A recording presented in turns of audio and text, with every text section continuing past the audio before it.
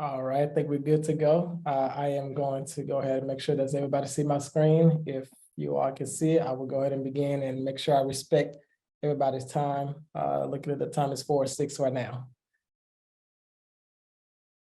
All right, so let's get to it.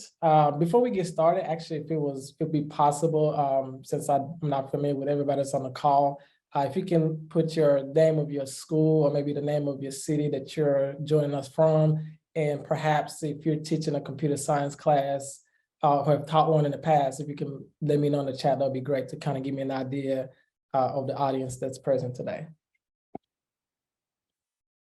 All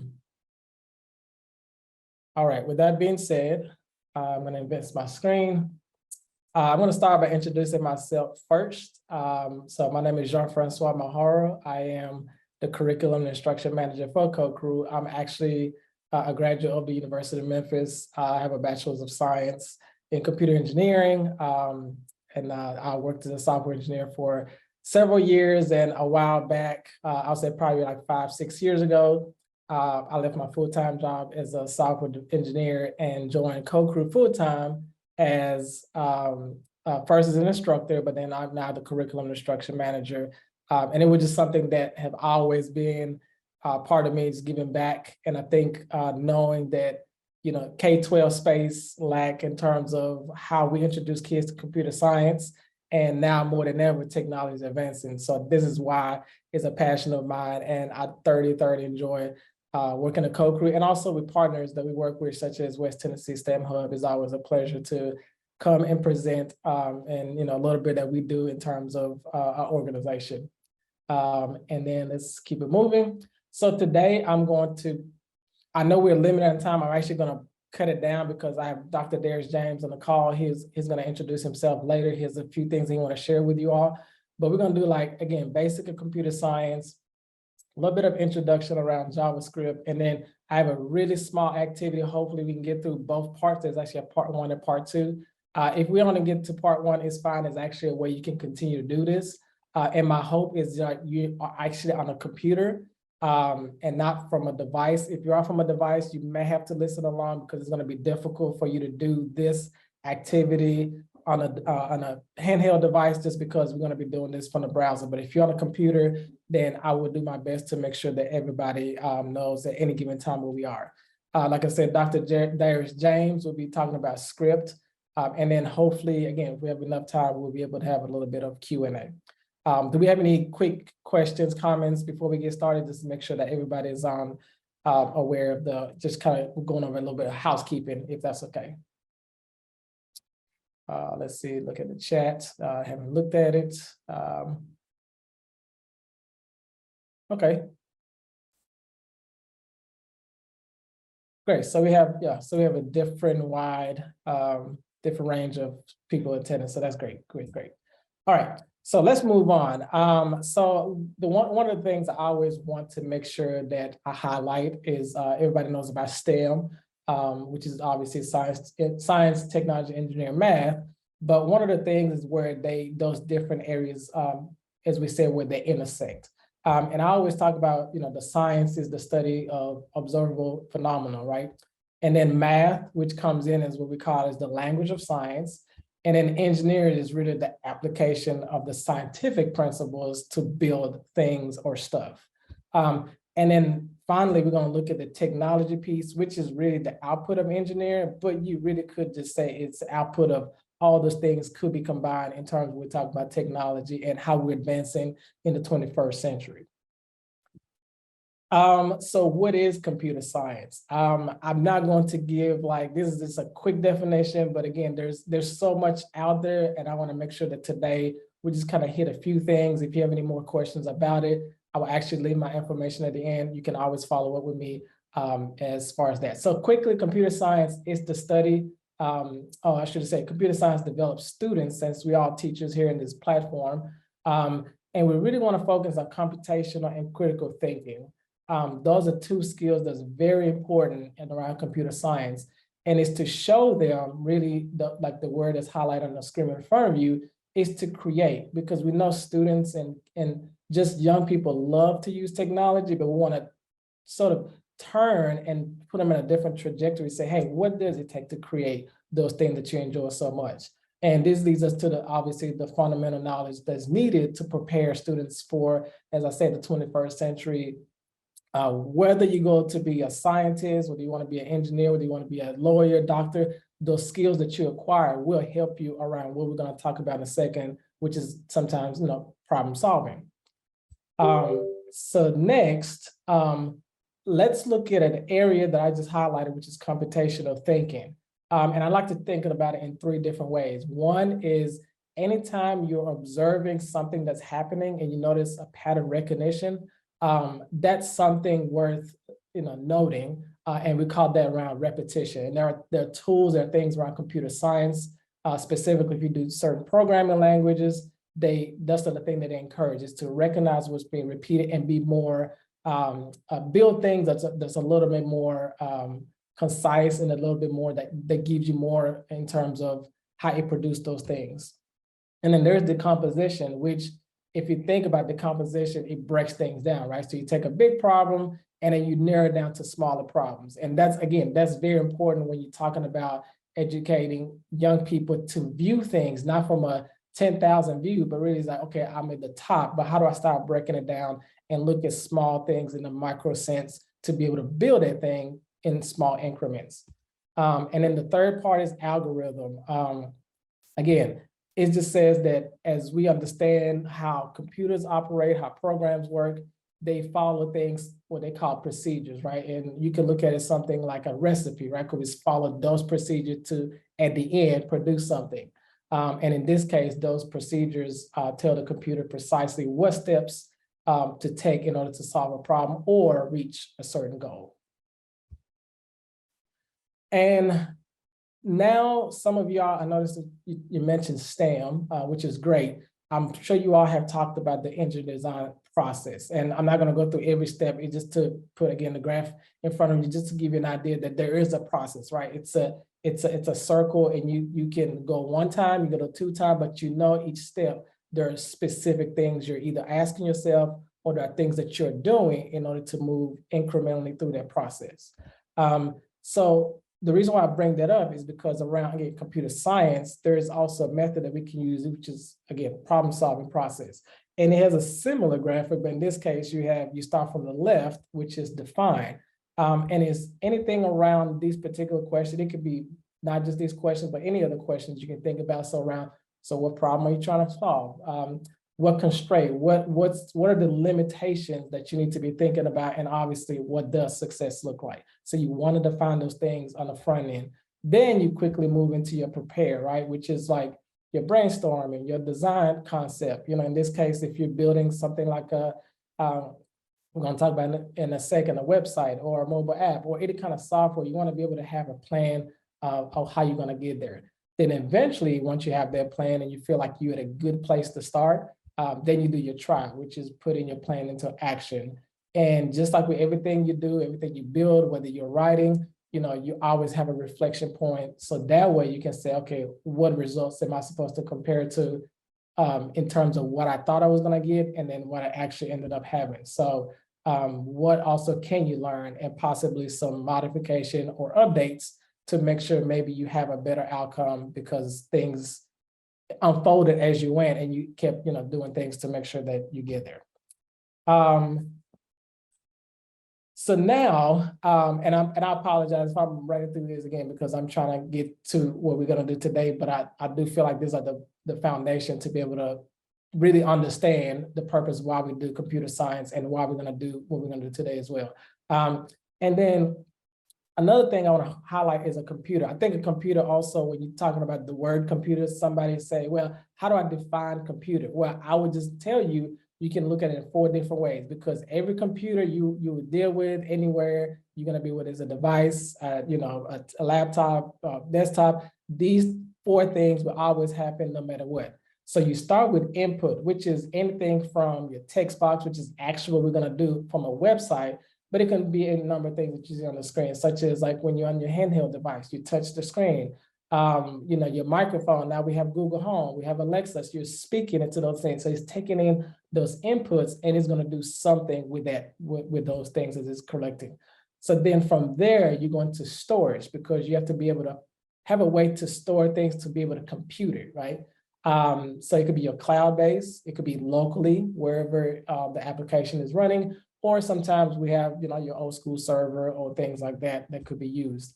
Then it goes through, again, it goes that word coming up, algorithm, your procedure, because now it's starting to compute and be able to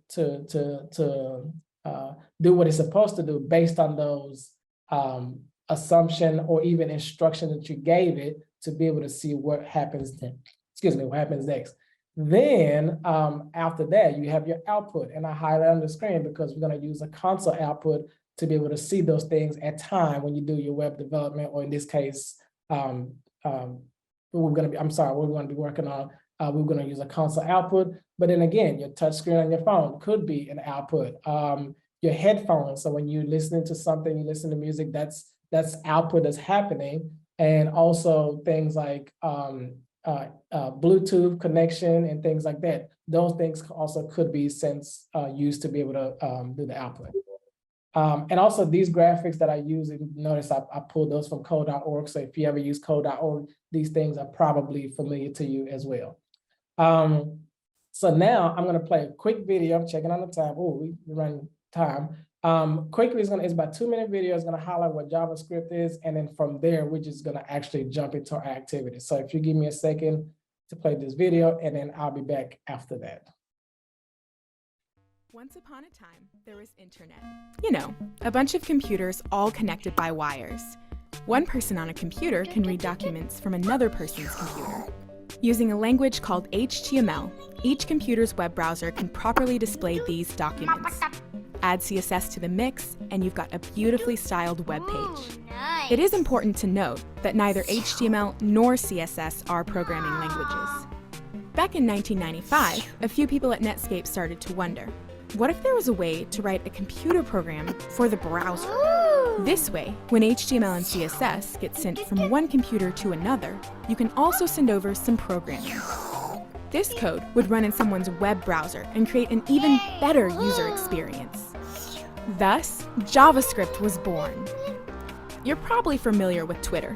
They use a lot of JavaScript on their web page to do things, such as opening up a tweet in a bigger window, for instance. Also, any of the actions below a tweet will trigger some JavaScript to be run.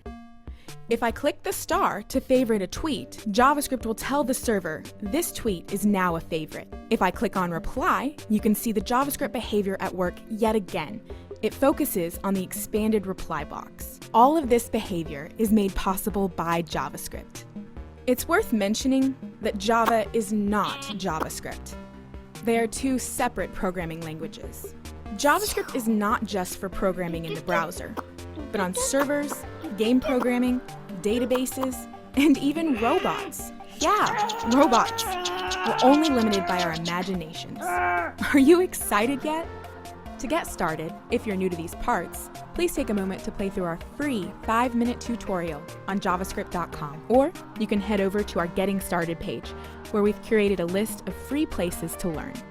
On our news page, you can submit your own JavaScript news, read what other people have posted, subscribe to our weekly newsletter, or listen to our podcast. Welcome to the wonderful world of JavaScript. We hope you enjoy your stay. Awesome, let's try it.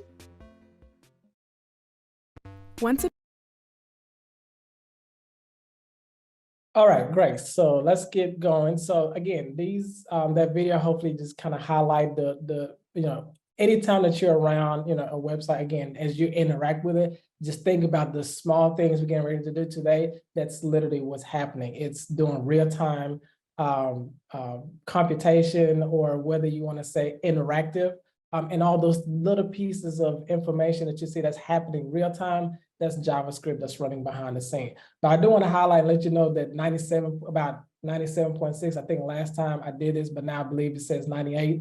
But literally most websites that ran all over the internet have some type of JavaScript. So you need JavaScript in order to do a lot of these things. So today, JavaScript is one of the most important programming languages, so it will come in handy to pretty much every web developer.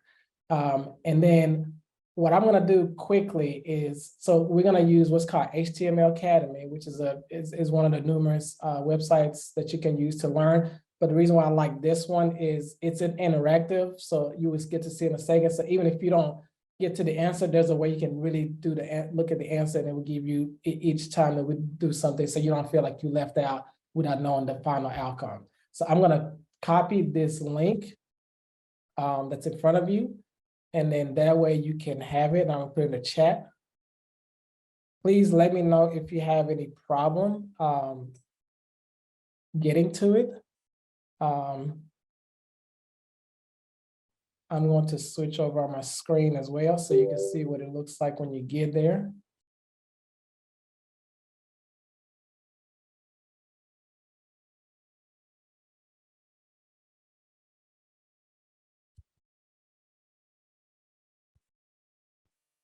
And I'm gonna give it about 1 minute. My hope is that your screen looks like my screen. If you can just wait there for a second. If you're having difficulty, please let me know. Let me see, I'm gonna put Darius on the spot, even though we didn't talk about this. Can you check the chat if somebody has any problem? Just let me know, so that way I can make sure that they're taken care of. But you should just go to the link. If you didn't get to the link, please let me know. I'm gonna give everybody probably another 10 seconds, and then we're just gonna go and get started.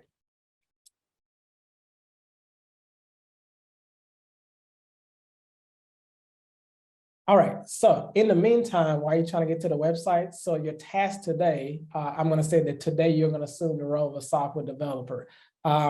As you saw the site that I just pulled up in front of you, oops, that's what I wanted to go. We're going to follow, again, let me give you kind of like the run through of how we're gonna do this. And then hopefully as we do this, we'll move a little bit faster, because like I said, I wanna make sure that we at least get one of these parts done.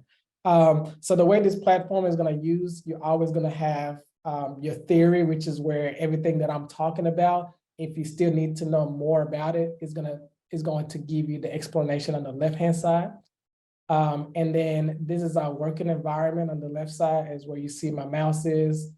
You flip through the files this way. The good thing about this one, we won't have to write a lot of code, or say air code, a lot of code, because a lot of it has been done for us. So the role that you're gonna assume today is we're gonna have specific tasks, and those tasks are at the bottom right corner, where you see my mouse moving. It's gonna give us specific things that we're gonna do. And what we're trying to do is modify this page to make sure that those things are being done. If you follow along with me for a second, actually there's one thing that I need to make sure I point out. I'm gonna refresh my page again so you can see what I'm talking about. Whenever you start the page, it's actually gonna highlight the area that you're gonna need to make those changes. If you notice on here, there are numbers on the left-hand side of your screen. Right now it's highlighting 107. So what it's saying is, okay, we're getting ready to change something, okay?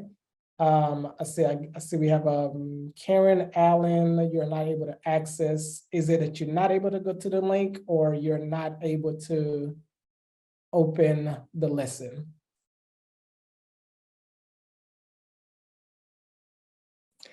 I am getting a message, can't reach this page. It just won't go there. Okay, are you on a school? Yes, I am. Oh, okay. I'm on a personal laptop, but I'm on the school website. I'm at school, so I'm on their Wi-Fi. Okay, try that link again. I just reposted. If you're having access problem, I wonder if you're having like a firewall issue. Yeah. Oh, I'm sorry. Ooh. I am also having that problem. And I'm in school now also. Wow, that's unfortunate. That's a learning website. Is it telling you all that is it giving you some type of restricted access, or it said the page cannot be found? Can't reach this page. Okay. It's probably being blocked Yeah. by Shelby County Schools. Okay. Shelby County. Well, what we can do is, it's fine. We can continue this, and I'm also gonna maybe Dr. Ivy and Alistair, we're gonna. Oh wow, I did not know this. I am so sorry. I didn't realize that everybody that's on the SCS is having this issue. That's unfortunate. If it's okay, I will still, I can do this, and those who can participate, we can make sure that, those people participate, and if you cannot, then we'll share the link, and then that way when you get home, you maybe hopefully watch this video and then follow along, with yourself as well. So yeah, so sure, let's move along. So the idea here is, if you notice, I'm clicking on the tile, I'm clicking on the list, I'm clicking on the they call it the hamburger menu, because it's like three things stacked together. Alistair said, if you have enough data, you can try it through your phone. That's right. Yep.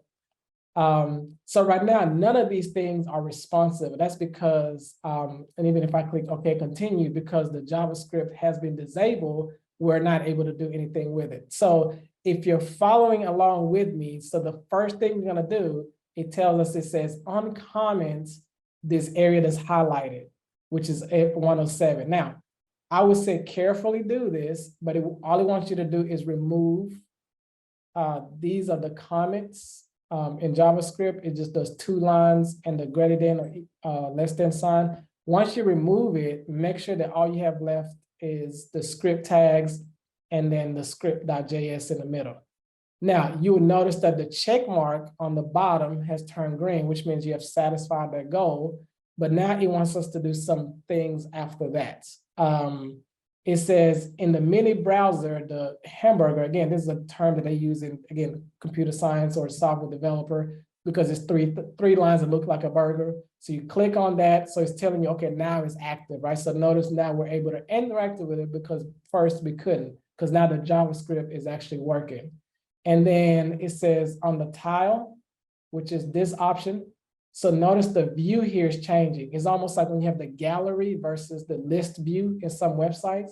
So what it's doing is, if I want a list view, I want a condensed view of the same dashboard. So that way I can see less, and you notice the images get smaller. When I do tile, everything gets bigger. So now I get to see from a bigger standpoint. And then that's the third one. And then the last one, it says in the mini browser, close the cookie, which is okay, continue. Now notice that particular area that was added, now it disappears. Again, without going too much into details, what's happening is in the script file, I'm just gonna look at it for a second so you can see it. There is this pre-written code that it was waiting for a response to happen. So each one of those actions that we made has a corresponding code behind the scene. That's why I made it interactive, like I said. So then we're gonna move on and then actually look at the goal for today. So the goal for today, what we're gonna do is, we have a page that have a light theme, which we all have. If you have a phone, I prefer dark theme because I can see things better, but you have a light theme and have a dark theme. But if you never wonder what makes it happen, you're getting ready to learn how those things work, okay? So right now, when I hit change theme at the top of the page, notice nothing is happening, right? So what it wants us to do is on the body tag, which on line 10, right? It says delete light theme. Now, if I delete this, I'm gonna do this right now as I'm speaking. What's happening now, it removed certain elements, which means something happened, right? Now, one thing I didn't mention about JavaScript, again, is real time. Something happens on the page, it automatically triggers because everything is browser based. It doesn't have to go somewhere else because the script tag or the script language happens in the browser. So the moment something happens, it gets triggered and then you get see immediate results. So notice the check mark at the bottom happened. Actually, I'm sorry, how many people are actually following along with me? I want to make sure that they're good. Or is it everyone not able to participate? If not, okay, so we got one person following along. How are we doing? I'm able to participate, but I can't use the chat box, so I'm doing fine with it. Okay, and are you able to get those check marks like I'm getting myself?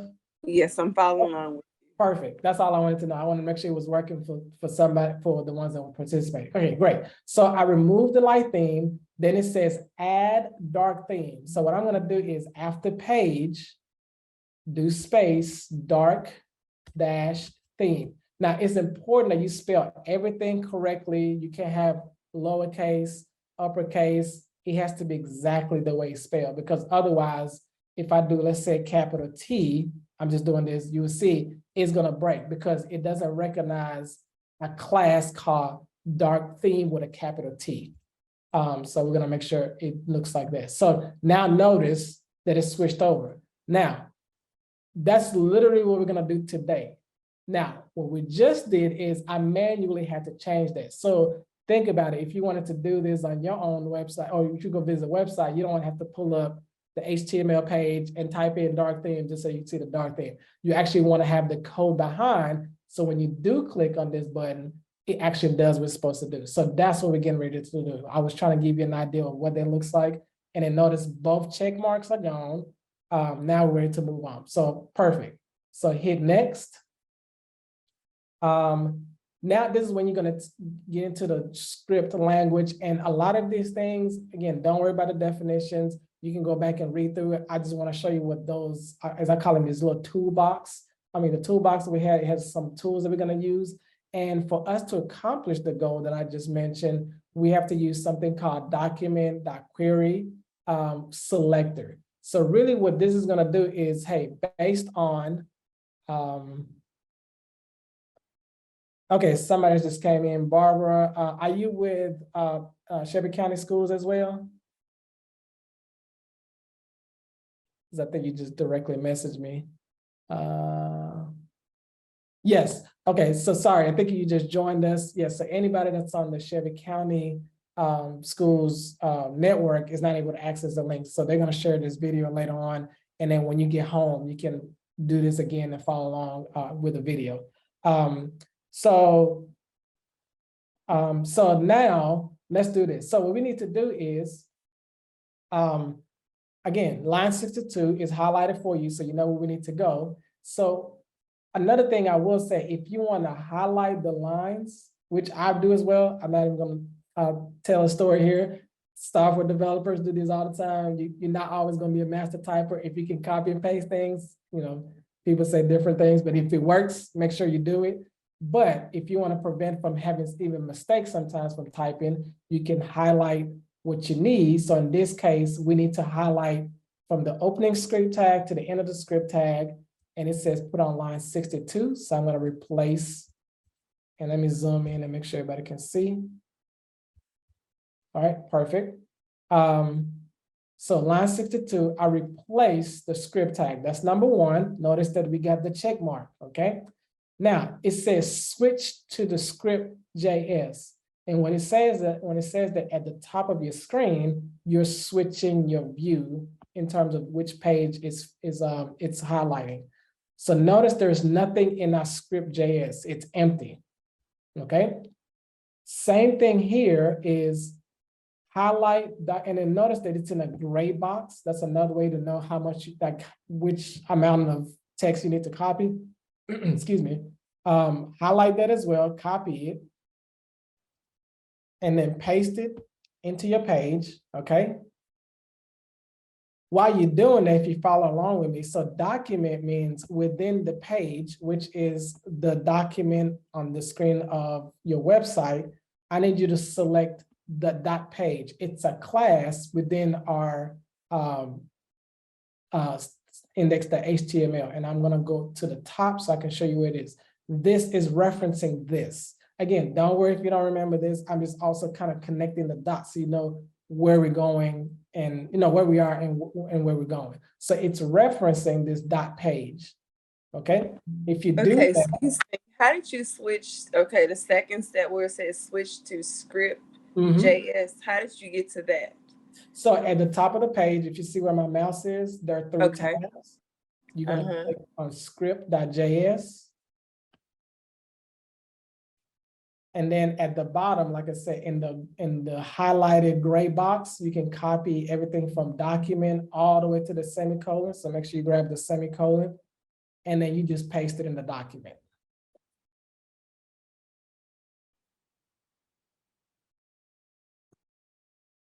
All right, were you able to get that? Yes, I got it. Perfect. Oh, by the way, this is interactive, so if you need to unmute and say something, by any means, please do so.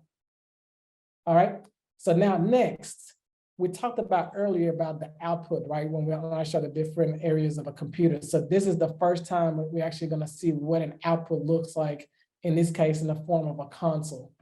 So what he wants us to do is, I'm gonna copy this code again, but I'm gonna explain what's happening, okay?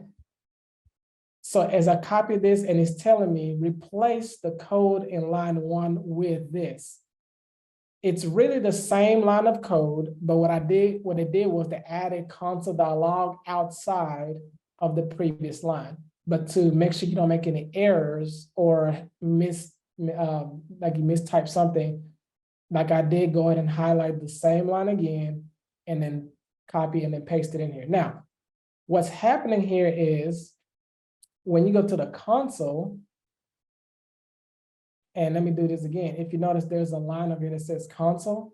If you hit the little up arrow, now there's a message that says body class. And then basically what happened was, this is gonna print out the text version of our page. If I do the drop down arrow, this is the same thing that's in my HTML. All it did was, hey, select my entire web page, give me everything on the HTML side, and then just print it. So that's all it is. So it's just trying to get you to see how the console log works. Anything you put between the parentheses, that's what it's gonna print. Now, it says on line 2, okay, enter the theme button into the class console. So what I'm gonna do is, I'm gonna copy the first line, okay?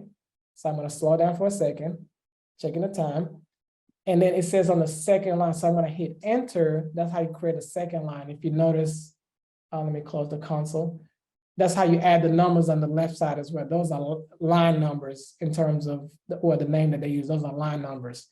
I'm gonna paste the same line, okay? Notice that they both are the exact same, but they want us to change where it says dot page, even though it didn't say that, but this is what it wants us to change.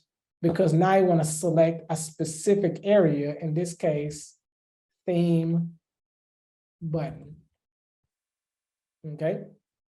Now, once I did it, the JavaScript kicked in. Again, you don't have to do anything, but if you look at the console log, now notice there's like a little 2 to let you know that, oh, there's some new stuff there. We still have our old print that we had, but notice now it returned a specific area within the HTML page. We're interested in that button that says button theme. Okay, so I have a problem with how do you open the console? Because I didn't see that part. Yes, so right here on the screen that my mouse is moving, there's like 2 upward arrows.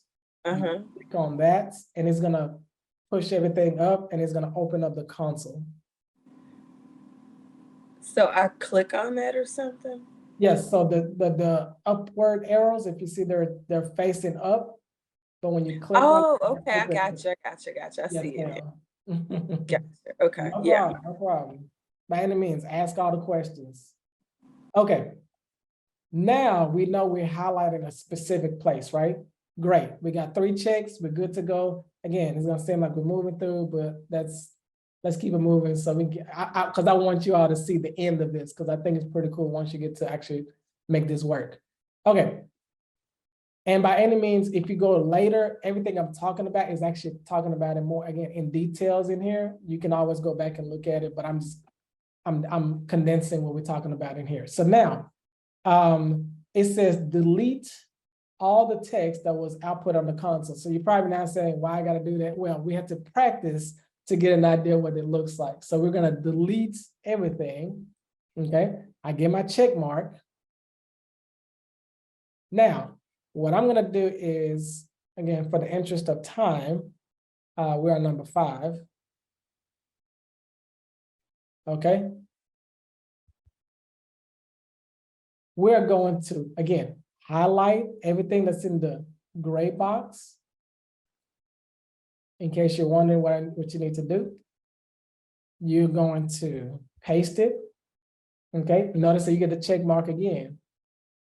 Now, before I did that, you probably didn't notice that, but I'm gonna undo the code real quick so you can see. Remember, it had this purple, it had all this. When I put that there, what it did was it used this word remove.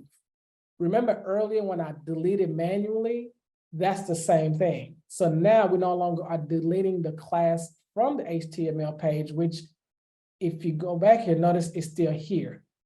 It still exists on our HTML page, but because I'm running this script line in real time, when this page loads, it's just removing that theme, okay? So if you already start to think about how we're doing this, later on, we're gonna tie this in together that when you click the button, it's removing the light theme, right? And then when you click the button again, it's putting back what was removed. So either is it put it on or remove it. So if it was light, it puts the dark. If it was dark, it takes out the dark and puts in the light. So it's a back and forth thing, but let's get there in a second, okay? Now, we got both check marks. If we're good, I'm gonna move on. So just like we do the opposite with removing, right?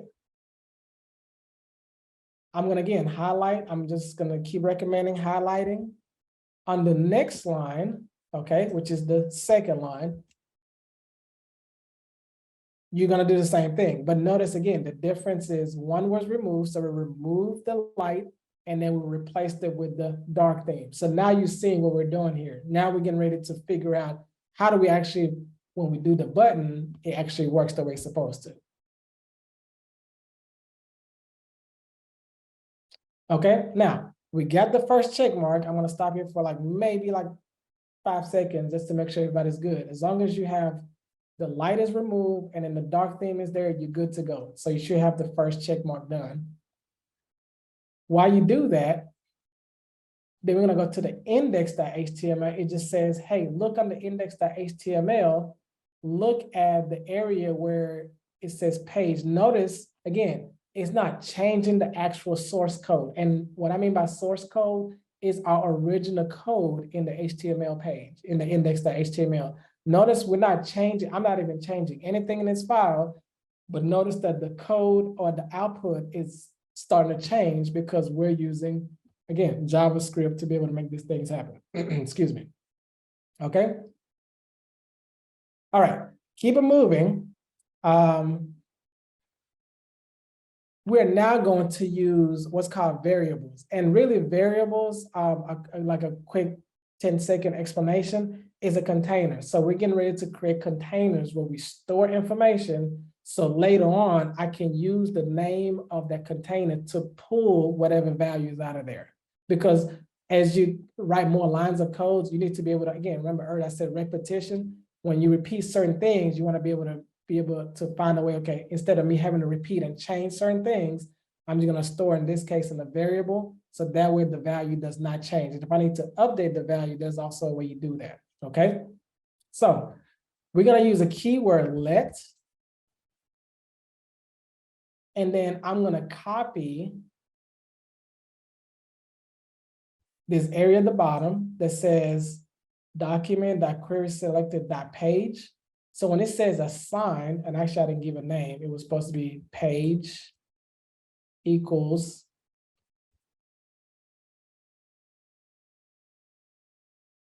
so this is how you declare a variable. This is the name. So page is the name of the variable we just created. And then the value is what comes after the equal sign. So what I'm saying is, or telling in this case, what I'm getting ready to do with this particular file, anytime I see the name page, give me the corresponding value, which is the entire web page is stored now into this variable called page. Now, on the next line, it says, hey, guess what?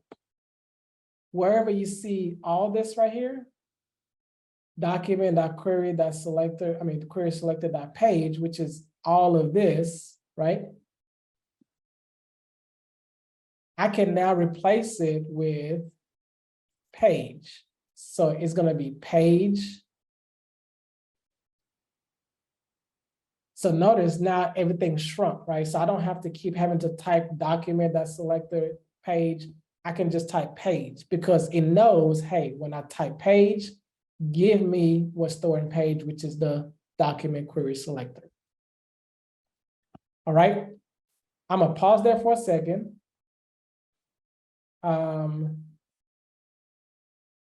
Oh, oops, I messed this up. This should have been, we're on number 7. Okay, all right, here we go.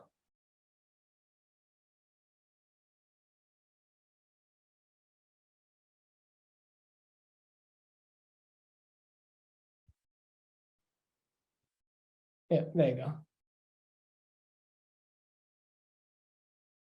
Wanted to make sure I did it right. So you remove everything that came before.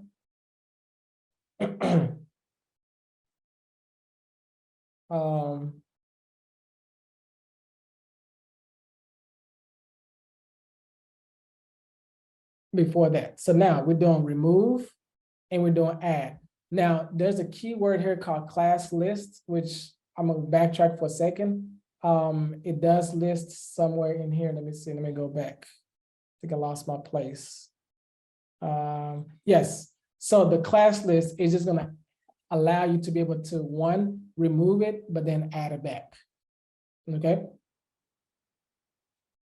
Oops, we got about maybe 5 minutes. All right. The last thing we're gonna do. Okay, so the page class list. Where did you get the class list from? Let me actually put it, I'm gonna put it in the chat. So there was a thing somewhere. Let me do this. I'm going to drop this in the chat because I know we're running out of time. But okay, I just put it in the chat so that way you can have it. And by the way, I got it. Mhm. And also you can do short answer. Like I said, it can always give you the answer if you get stuck somewhere. Now we need to declare a variable, and I'm going to, for the interest of time, we are on 8, okay?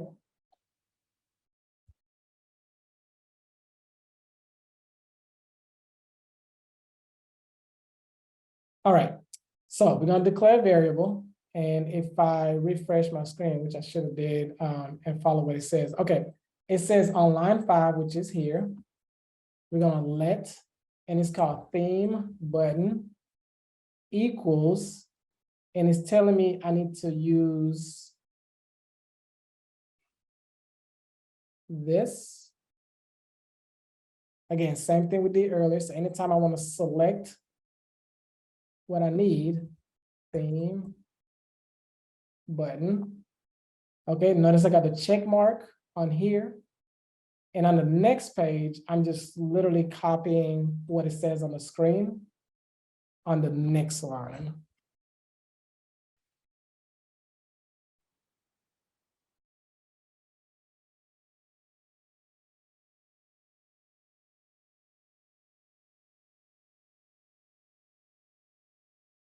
Okay, so now what I'm gonna do is, all right, sorry, Darius, I feel like I'm taking up some of your time.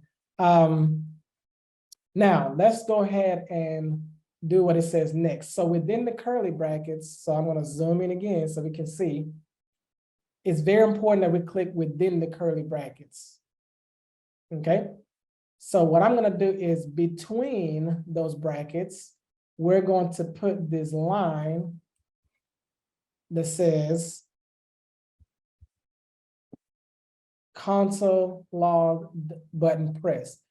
So while you do that, for the ones that are following along and then those that are watching, what we're doing is this right here would never get triggered until somebody click on this button.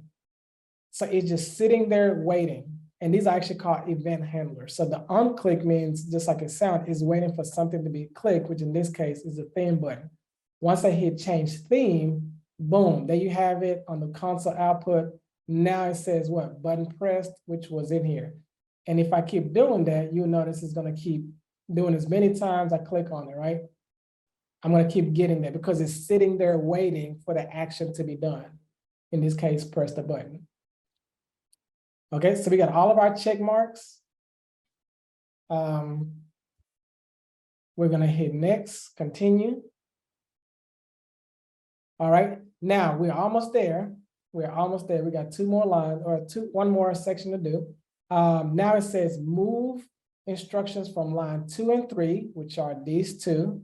Okay, notice what they're doing, removing and adding. So I'm going to remove these two. And you can right click and do cut instead of copy. When you do cut, it removes it but copies it at the same time. And then I'm going to paste it inside, again, right after the console output. When I do this now, remember everything that's inside this bracket gets triggered by the button. So now notice when I do change theme, right now you have the light theme. It's gonna remove the light theme, then add the dark theme, right?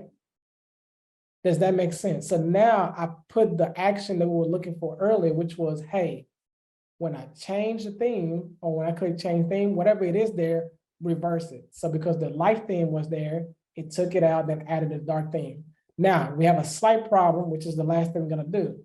If I click on change theme, it's supposed to reverse it, right? So that's the part we're getting ready to do last. So let's go ahead and bring this thing home.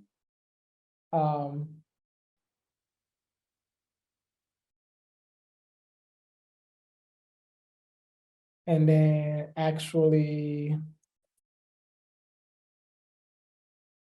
let me go here because I did this. Oh, here you go. Okay.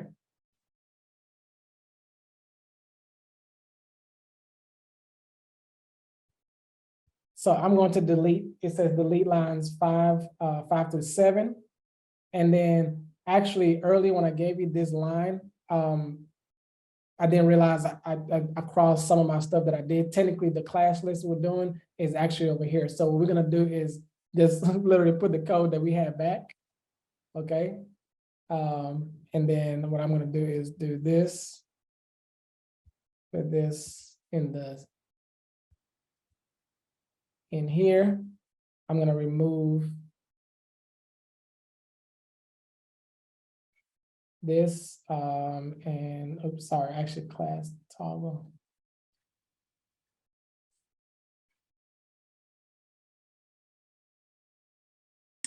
What happens if you delete a line? How can you get it back? So you can do Control Z on your keyboard, which is one way to go back as many times you need to, but it goes back based on the last thing that you deleted. It's actually a good trick to have. So Control Z, you undo it and go back one. So, okay, perfect. So now the last thing we're just gonna do right now is we're gonna replace everything that we had, right? We're gonna replace it with page.class list. Now we're introducing a new term, toggle.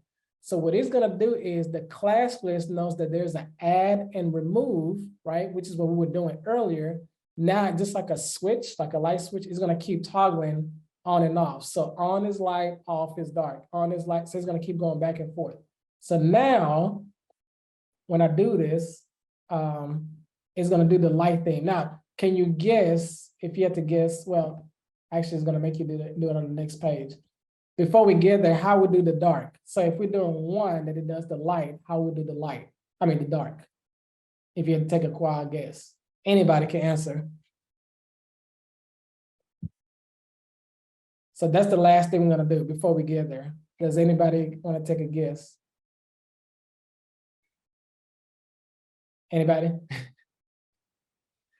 So if I this think basically when we press on the click on the button and you know every click basically I think can you repeat the question one more time? Yes, so right now when I do change theme, it removes the light. You notice that's what's happening. Yes, right? yes. So how am I gonna put now the dark? If this is just for the light theme, how am I gonna put the dark? We are just gonna copy and paste the same thing and put Exactly. dark theme, right? Exactly. So what we're gonna do is copy this. Because remember, it's just toggling between dark and light. So when you have one, it just keeps removing the same one, adding, removing the same one. But if you do the opposite, right, whichever one is there, it's just gonna do the reverse. So let's see what I mean by that. So right now we have light, we take out light and dark goes in. It happens quickly. You actually don't even know that's how it's working. So when I hit change, boom. So what's happening is light theme was there. It took out the light theme and then added the dark. So guess what's gonna happen now if I click again? It's gonna remove the dark and then add the light. So now, as you see now, you're able to toggle back and forth. So if you ever wonder, like on your phone or like a website where it says dark theme, that's what's happening. It's doing some kind of toggle switch between those two classes. We were able to do the first part, so congratulations. Now you, as your first task as a software developer, you was able to implement the light and dark feature on your webpage. So your team leader would be very, very proud of you for accomplishing that task. So there you have it. So my goal today was, I wish I had more time. Like I said, there is another part to this where you actually type in the inbox, the line in the text box. When you hit subscribe, some things happen. Again, that's JavaScript that's happening behind the scene. But you don't have to not do it as well, because this, again, if you follow along, you can go back and finish this out. It actually gives you, again, if you do show answer, you're able to go through the whole thing on your own. So don't feel bad if you have to go through it by yourself. It's because you will notice that the answers are there anyway. But I always say, try to do it first. If you can't get it, then the answer will be there for you. I am going to do a hard stop. If you have any questions, I would try to answer some. If not, I will have, again, Dr. Ivy and Alistair, I'm gonna give y'all my email address and communication ways you can reach me, because I do want to allow Dr. James to be able to give his presentation. So let me switch back and forth here. We're just gonna skip. Oh, before we go, let me paste this link in the chat, because I do want everybody to do this quick survey, because I have people. You can also scan it on the screen if you can. If not, here's the link. I'm gonna put it in the chat. Where did it go? Oh, here's the chat. All right, that's the survey. It takes literally like 1 minute to do this. And while you do that survey, I greatly appreciate any kind of feedback that you have for us, so we can be able to tweak and change things up as we see it fit. And then now I'm gonna turn it over to Dr. James. Again, give him, hopefully you all can stay at least about another 10 minutes. It would be great if I can. That way he can kind of share some exciting news that's actually coming up that's really important for you all as teachers. So Darius, go ahead and take it away. Awesome, thank you so much. And nice meeting you all, nice talking to you all. My name is Dr. Darius James. I am the K-12 Instructional Development Specialist at Code Crew, and I am also the lead Tennessee script recruiter for Script, which is what I'm going to talk to you all about today. I was a former biology teacher and AP computer science teacher before I came on board on Code Crew. So you can go to the next slide. I have a video here that briefly shares about Script. So we can play that. That would be awesome.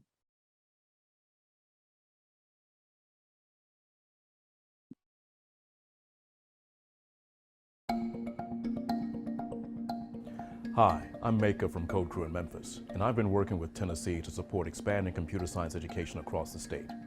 Did you know about the recent legislation requiring every Tennessee school to offer computer science and making computer science a high school graduation requirement? Good news is we've secured funding from the National Science Foundation to help you plan and bring resources to meet this requirement. Our partnership, called Script Crew, brings national organizations CS4All and CSEdResearch.org here to help districts and school leaders like you. The partnership uses script workshops to help empower you to make decisions, bring resources, and create a plan to implement. Script has been used by over 750 districts in the U.S. Let's hear what some of them have to say. Our goal is to provide our students with the tools they need to succeed. Computer science and coding is part of being a literate person in our day and age. The critical thinking, the problem solving, all those things are just 21st century necessities. Let's think big. Let's embrace computer science as an initiative across all K-12. Our challenge is going from vision, mission, goal to implementation and roadmap. I really feel that the script will help us build a long-term plan. So this is something that I feel can shift the mindset and the approach we take to education. The script perfectly lays out for us, here's the process you go through to plan it and monitor it. I'm finding this tool to be a great tool to support all districts, and they're getting laser focused on their own unique local considerations, needs, as well as hopes and dreams for their own students. The script process and the script training provides autonomy and support, but it individualizes each one of the district's plans appropriately, which works really well for us. So being here, I feel like I have a voice. But this is really about where are you today and where do you want to take this tomorrow and in the years to come. The students are ready. The students want to learn computer science. They like doing the puzzles. They like the challenge. And now I feel like I have the tool to go back to my district and take that even further. As you have just heard from peers around the country, Script is a powerful tool to help you make decisions, bring resources, and create a plan to implement. Through Script Crew, we bring National Science Foundation support to make Script available to school districts right here in Tennessee. To learn more about how you and your school district can take advantage of Script, go to scriptcrew.org. There you will find more detail about how your school district can benefit from this opportunity. Sign up now. Seats are limited, and there are small implementation grants available for the earliest attendees. Tennessee's new computer science high school graduation requirement is coming. Let's work together to ensure your school district is prepared.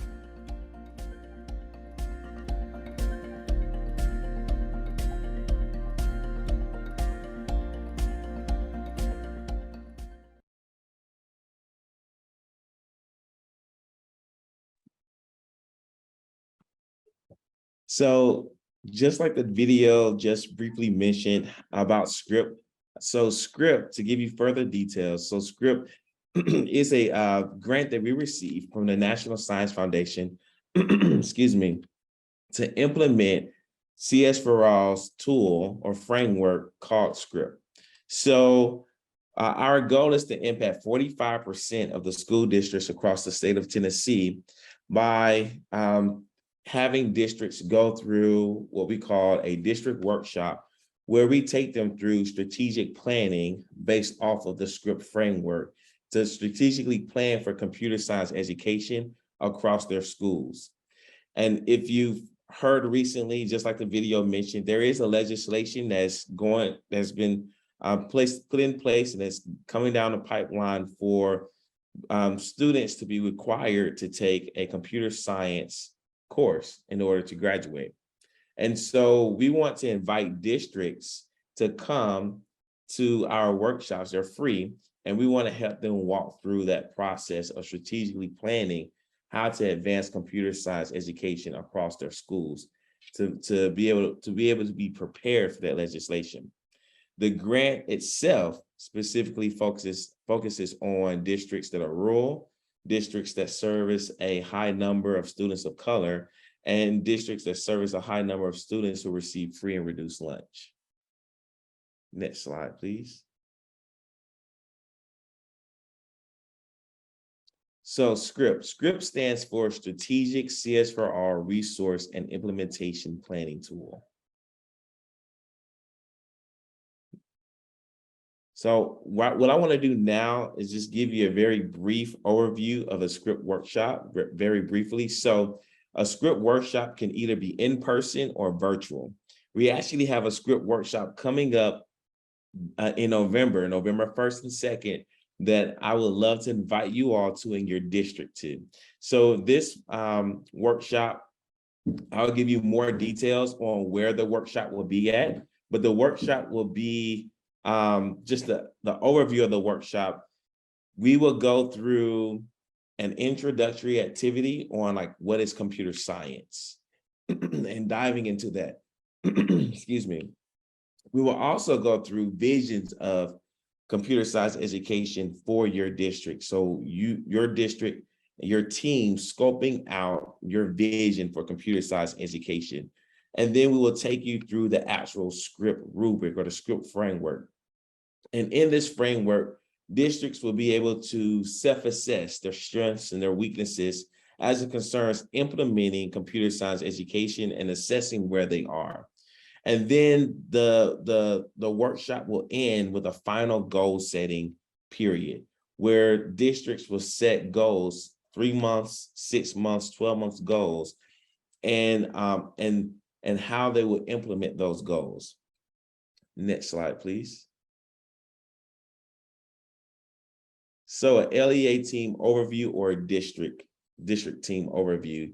So ideally, we suggest at minimum to have at least 4 unique individuals represented for a district. So that first individual will be an LEA administrator. So that's someone from the district office, whether they're over curriculum instruction, maybe they're over the STEM education for the district. They may serve various roles, but someone from the district level, from the district office.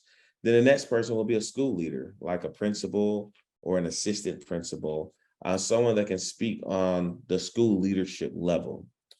And then the third person would be an educator that will teach or currently teaches computer science education, to give the input and the voice on a teacher level of what it would look like to create a successful plan that can be implemented and rolled out on a teacher level. And then our final voice, that voice can be another school-based member that can either be instructional or non-instructional, like a librarian, school counselor, etc. Actually, some school districts, the librarian is the one that would take on teaching an extra class or teaching a computer science class. So it's really based off the district. Next slide, please. So with that being said, briefly, I would love to invite you once again to our upcoming district workshop. So it's going to be November 1st and 2nd at the University of Memphis Lambeth campus. So that's going to be in Jackson, Tennessee. It's going to be in the Wilder Student Union, and we're providing $1,000 for every participating district. And that money is to cover sub costs for teachers attending, and any other related costs that the district may incur by sending a small team of people to strategically plan for computer science education for their district. We'll also be having some special sessions there, like the State of Computer Science for Tennessee. We'll have a guest speaker from the Board of Education speaking. Equity in Computer Science will be another special session. And we'll have community partners speaking into resources and options for schools and teachers and students in computer science. So that was a quick blurb. I want to direct you to the next slide, and this is where I'm going to close. So in this next slide here, this is the enlarged QR code that you can scan to sign up to be a part of our November workshop. And here's the website as well, scriptcrew.org, that you can go and find further information. And we can also send more information out via email. But I want to encourage you, if you're a teacher, to talk to your principal, to talk to see if your principal or you will be interested in coming to this, representing your district. And my contact information can be shared, and I would love to walk you through that process if that's something of interest for you. And I will close here. All right, thank you, Darius. Real quick, the last thing I will do, I promise you all, I do want to highlight that we got the 2022 CS4R Summit is going to be here in Memphis, October 19th to the 21st. I'm going to play a quick video that kind of give an overview of, and this is actually the site summit.cs4r.org. I'll make sure, again, Dr. Ivy and Alistair get this information, which I think they already have this information. But this is a quick video that talks about what CS4R is. Again, as a teacher, this is where you're going to connect with other educators and other curriculum providers. And it's just really a great experience. So if you're able to get your school on board to either send you or a team to attend, I think it would be great. This is one of those opportunities you get to have something of nationwide conference to come in your backyard here in Memphis. So let me play this quick video. And then after that, I promise I will be done. So let's do this.